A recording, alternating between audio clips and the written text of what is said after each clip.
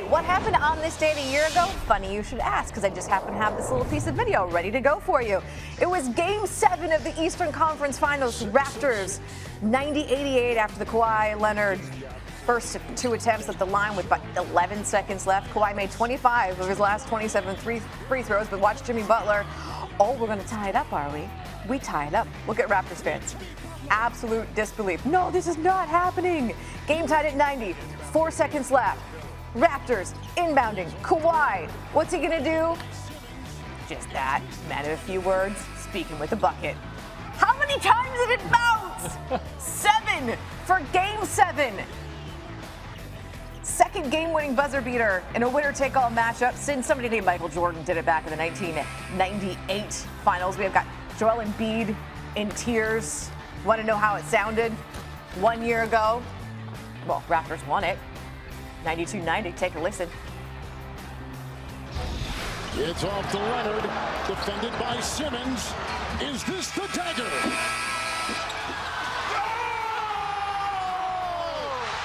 Game, series, Toronto has won.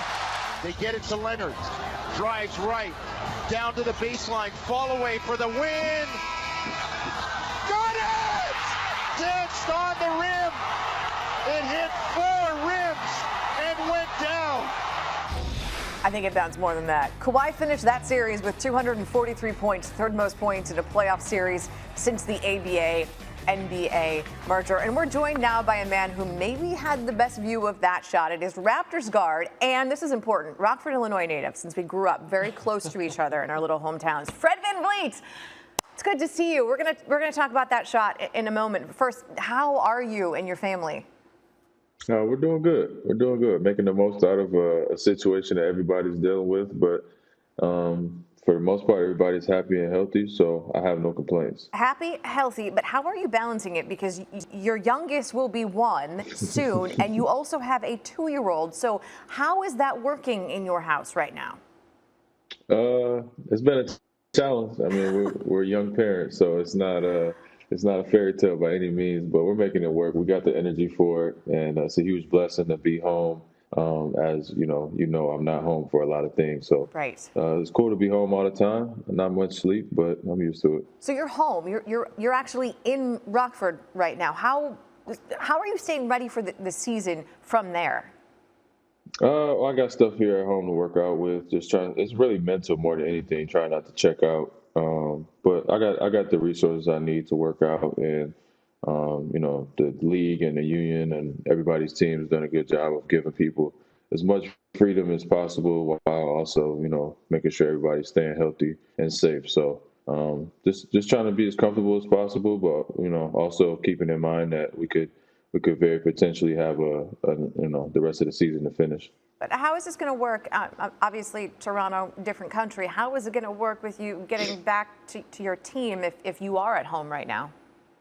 Yeah, I mean, well, for most of the things we've been told is that we probably won't be playing in Toronto. There'll probably be some neutral site where everybody's put together to finish out the rest of the season. But in the event that we do need to travel, we've been assured that we would get help from the government to cross borders if we're going to be able to get back to play, we would have the assistance that we need. So how do you feel about the plans that have been presented to you guys about playing in a neutral site, being forced to stay away from your family, as we just said? They're little kids. So how do you feel about those plans? Yeah, I mean, I'm a little indifferent to it. I don't have the perfect answer, so I'm not going to bash any ideas that were thrown on the table. Obviously, it's not ideal for anybody, but the situation is ideal. And I think that whatever scenario that we choose is going to be winners and losers and risks and things that we have to decide that we're willing to give up. But I think for the most part, we've been all on the same page, saying pretty much everybody wants to play if we can figure it out. And if we can't, then we cancel it and go from there. But I think the league is doing everything in its power to put something together that we can finish out the season. Can we go back to basically how we started this conversation with reliving that shot from a year ago by Kawhi? Like, you had almost the best view of it because you were standing directly behind Kawhi when that shot went down. What were you thinking in that moment? Well, first we knew the play, so I was happy that he was getting to his spot over there. So we had a good feeling. Then once he shot it, it kind of was going off to the right a little bit and then to the left. So it was like, I don't know. I didn't feel great about it, but once it bounced once and bounced twice, we started to anticipate it falling in, and the rest is history. You see the celebration there. I don't Felt think like, little kids all over again. I don't think I'm breaking any news here when I say that Kawhi is a man of few words. What did he say after all that went down? I don't even remember. I mean, you see him screaming right there. That's enough words for a whole year. But I think look, the guy's one of the best players in our game. I think he had all the belief in the world that he was going to make that play. We had the belief, which is why he had the ball.